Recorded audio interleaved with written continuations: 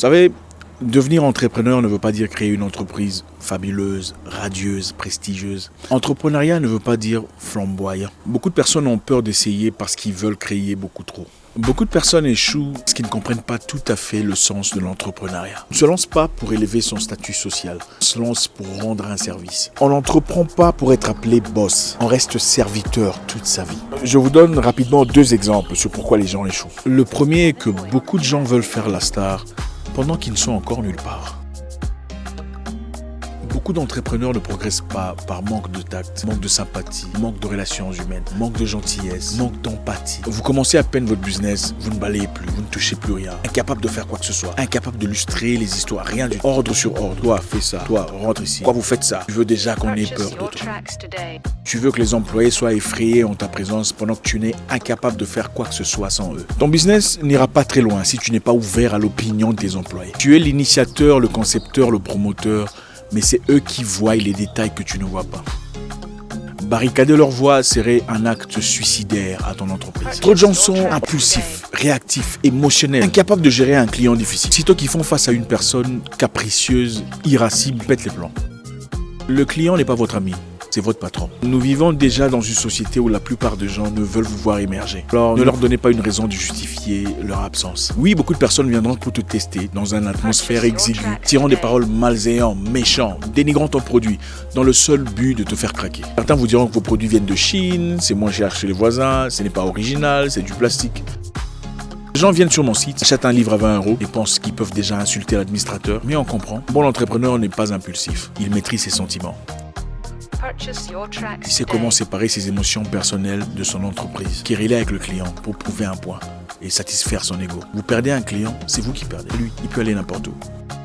La deuxième chose, c'est savoir quoi vendre, le service que vous offrez. Beaucoup de personnes tombent en faillite parce qu'ils vendent n'importe quoi. Leur produit n'est pas adapté à l'environnement du marché. C'est des gens qui veulent créer une entreprise sur base des sentiments qu'ils ont eux-mêmes. Ils se disent, bon, je veux commencer une grande entreprise, je veux vendre des télévisions dans le quartier. Vous allez vendre des télévisions dans un quartier où les gens n'ont pas besoin de télévision. Comment voulez-vous que ça marche? Vous voulez vendre des ordinateurs, Louboutin, des Versas, là où les gens n'en cherchent pas. Comment voulez-vous que ça marche? Beaucoup de gens créent des entreprises en voulant déjà paraître riches. C'est plus la gloire, les compliments des voisins qui sont à l'origine de leur motivation. C'est des gens qui veulent se sentir en valeur, gagner le respect de la communauté. Ils aiment quand on les appelle boss, chef, créateur d'emplois, vendeur d'ordinateurs, chef d'entreprise, associé de Chanel, Christian Dior. Pour eux, un bon business, c'est un bureau cher en centre-ville, des ordinateurs, des employés, jeunes jolies dames. C'est des gens qui très souvent tombent en faillite en moins de 6 mois et perdent tout leur argent.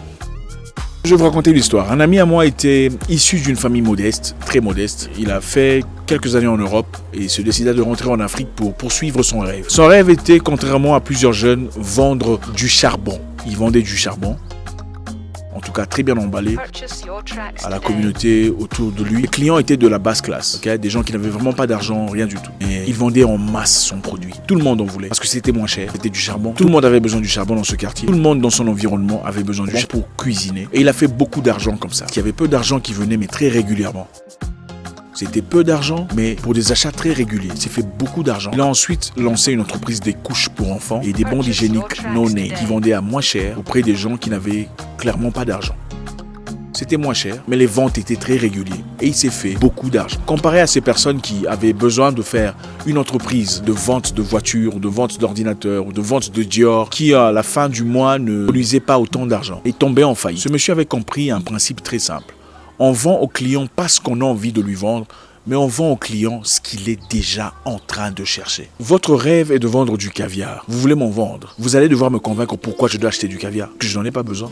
Moi, j'ai besoin du poisson, de la viande, des maniocs. Toi, tu veux me vendre caviar à ce prix-là. Pourquoi? Il est plus facile de me vendre des bananes parce que j'en mange chaque jour. Plus facile de me vendre des maniocs parce que j'en mange chaque jour. De me vendre du foufou à moins cher parce que c'est mon aliment de lundi à dimanche. Il ne s'agit pas d'ouvrir une entreprise qui vous plaît. Il s'agit d'ouvrir une entreprise qui est au service de la clientèle. Une entreprise qui rendrait la vie facile aux gens autour de vous. Oui, c'est comme ça. J'ai vu un jeune Nigérian dans un petit restaurant négligeable. C'était son entreprise. Il y a mis toute sa force, toute son énergie. Toujours présent, faisait tout le travail que personne ne voulait faire. Capable de tout faire, de cuisiner, de balayer, de tout. Son entreprise n'est pas impressionnante. Pas d'éclat, pas de glamour. Il vend des petits plats à moins cher. Mais à la fin du mois, il se fait plus de 15 000 $. Le genre d'entreprise que beaucoup de personnes, surtout dans la jeunesse, n'oseraient faire. Parce que ce n'est pas très glamoureux.